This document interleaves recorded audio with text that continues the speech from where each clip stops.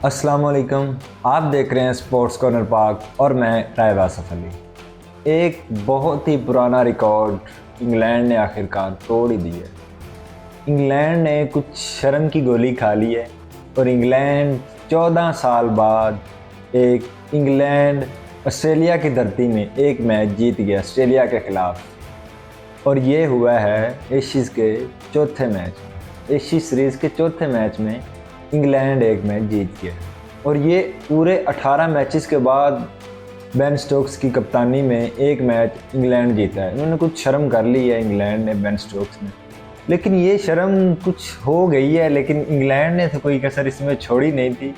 लेकिन खैर, इंग्लैंड को मुबारक हो कि इंग्लैंड ने अपने शायकीन को जो है ना मायूस नहीं किया। जिस तरह बॉक्सिंग डेज चल रहे थे, सारे जो शायकीन थे वो देखने आए हुए थे। वीकेंड पे वो मोस्टली जो गोरे होते हैं ना, वो पैसे उड़ाते हैं। वो उनका ये होता है कि 5 दिन काम करते हैं, वो दिल लगा के ठोक के काम करते हैं और आखिरी 2 दिनों में उन्होंने वो खर्च करने होते हैं। तो वो सारे के सारे जो है ना गोरे वो मैच देखने आए हुए थे। तो इंग्लैंड ने आखिरकार, और ये एक और बड़ा कारनामा ये हुआ है कि ये टेस्ट दूसरे दिन ख़त्म हुआ है।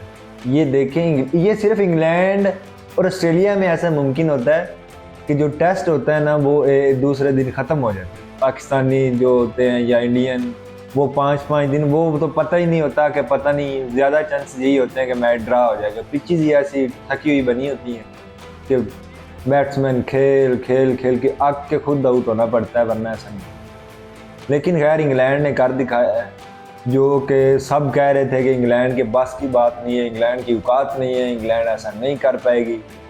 और एक और बड़ी चीज़ है कि जब सबको उम्मीद ही नहीं थी कि ऐसा हो पाएगा, जैसे उनके मेन बॉलर जोफ्रा आर्चर थे नहीं, उनको बाहर निकाल दिया था, तो उनके ना होने के बावजूद इंग्लैंड ने मैच जीत लिया। ऐसा मुमकिन ही नहीं था। सब यही सोच रहे थे कि ऐसा अब नहीं हो पाएगा, आर्चर के होते हुए ऐसा नहीं हुआ, तो अब कैसे मुमकिन है। खैर, इंग्लैंड ने अपनी 14 साल तारीख को जो है ना बदल दिया है। लास्ट टाइम 2011 में ये मैच जीते थे ऑस्ट्रेलिया में, और अब ये 2025 के एंड हो रहा है। 14 साल बाद इंग्लैंड ये मैच जीता है। और इसमें देखें, इंग्लैंड ने कसर नहीं छोड़ी मैच हारने की। पहली इनिंग्स में ऑस्ट्रेलिया को 152 रन पे उन्होंने ढेर किया है। तो इसमें देखने को मिल रहा था कि जी इंग्लैंड ने कम बैक कर दिया, इंग्लैंड अब छा जाएगी। इसमें उनको नया बॉलर जिन्होंने शामिल किया, जोश टंग, उसने 5 विकेट लिए हैं और हडिंसन ने 2 विकेट लिए। मेरे ख्याल से जोश को पहले ही खिला लेना चाहिए था, क्योंकि इतनी देर बाद खिलाया है, उसने मैच तो जितवा दिया है ना। वो क्या कहते हैं, काला टीका था जो है ना आर्चर इंग्लैंड की टीम पे, वो जैसे ही बाहर गया है इंग्लैंड मैच जीत गई है। और इसमें ऑस्ट्रेलिया 152 रन पे आउट हुई है, तो इंग्लैंड ने कसर छोड़ी नहीं है। वो 110 पे आउट, उन्होंने कहा आप जाएं, आप ऐसा कर सकते तो कि हम नहीं कर सकते ऐसा। वो 110 रन पे आउट होगी। पहले दिन में 20 विकेटें आउट हुई, 20 विकेटें, मतलब कि दोनों टीमें गई पहले दिन में। तो खैर, 110 पे इंग्लैंड का सत्यानाश। उसमें सिर्फ हैरी ब्रूक ने 41 रन किए हैं, बाकी तो सब ने वही पिछली रवायात जारी रखी है। 2 रन, 4 रन, 5 रन, यही किया था बाकी सब ने। लेकिन हैरी ब्रूक ने 41 रन किए, जिसकी मदद से 110 रन पे इंग्लैंड ऑल टीम आउट। फिर शुरू हुई जी दूसरी इनिंग्स। ऑस्ट्रेलिया, हमेशा ऐसा होता है कि अगर वो ऑस्ट्रेलिया पहली इनिंग्स में कुछ अच्छा ना खेल पाए, उनके पास लीड भी 2-3 से को उम्मीद ना हो कैसा हो पाएगा, ऑस्ट्रेलिया तब भी कुछ ना कुछ कर जाती है। वो इतना अच्छा खेल जाती है कि सोच ही नहीं होती। लेकिन फिर भी ऑस्ट्रेलिया दूसरी इनिंग्स में 132 पे ऑल टीम आउट होगी, जिसमें बेन स्टोक्स साहब ने 3 विकेटें ली, ब्राइडन कर्स ने 4 विकेटें ली। बेन स्टोक्स साहब चल तो नहीं बैटिंग में, लेकिन बॉलिंग उन्होंने पहली इनिंग्स में 1 विकेट ली, दूसरी में 3। खैर, उन्होंने कुछ ना कुछ कर दिया है। टीम की कप्तानी की लीडरशिप उनके हाथ में थी, तो इंग्लैंड जीत गई। वरना बेन स्टोक्स का जो ऑरा था वो चीज़ नहीं रही अब, क्योंकि वो जिस तरह बेन स्टोक्स जाने जाते थे कि वो अकेले ही जो है ना डट जाते थे एक टीम के खिलाफ और जितवा देते थे, लेकिन वो चीज़ अब नहीं रही इसमें। और ये इस चीज़ के बाद मुमकिन हुआ है जब 178 रन का जो लीड थी, तो ये इंग्लैंड की सिर्फ इस चीज़ से मुमकिन हुआ कि इंग्लैंड की ओपनर उन्होंने रन्स किए हैं। ओपनर उनकी जो है ना वो चल ही नहीं रही थी, उनके जो टॉप ऑर्डर्स है ना वो फ्लॉप हो रहे थे पिछले मैचेस टोटली जो है ना। आप जितनी भी सीरीज़ देख लें, जिस तरह इंडिया के ख़िलाफ़ उन्हें जीतना चाहिए था इंडिया में, लेकिन वो इंडिया में हार गए, ड्रा किया कि मैच। आप इंडिया ने ड्रा वहाँ पे किए तो समझो इंडिया जीत गई है, क्योंकि अबे आपने अगर घर से बाहर सीरीज़ है तो उसमें आप ड्रा करके आए तो समझो आपकी जीत है उसमें। तो वो ड्रा हुई सीरीज़ 2-2 और एक मैच ड्रा हो गया। लेकिन खैर इसमें टॉप ऑर्डर्स ने मेहनत की, उन्होंने कुछ रन्स किए तेज़, तो इसकी मुमकिन से इंग्लैंड को ये जीत नसीब हुई, जिसमें ज़ोकर अली ने उनके जो ओपनर 37 और बेन डकट ने 34 रन किए, नीचे से आकर बैथल ने 40 और बेन स्टोक्स ने इसमें भी 2 रन किए सिर्फ। तो ये सिर्फ इस चीज़ से मुमकिन हुआ है कि इंग्लैंड की जो है ना टॉप ऑर्डर्स वो जीत गए।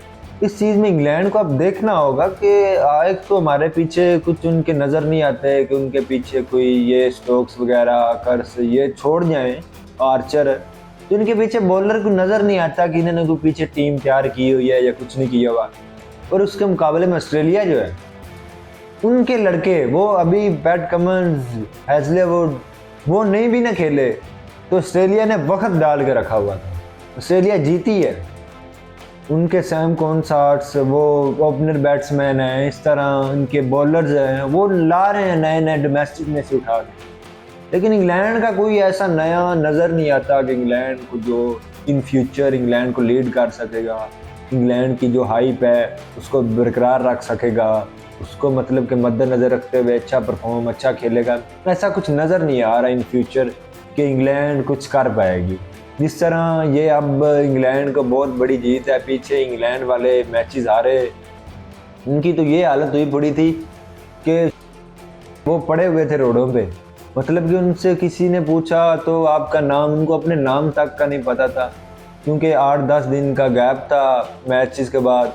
तो इतनी उन्होंने मतलब कि वो पड़े हुए थे, मैच हारने के बाद उनको वो एक जो है ना स्ट्रेस को ख़त्म कर रहे थे।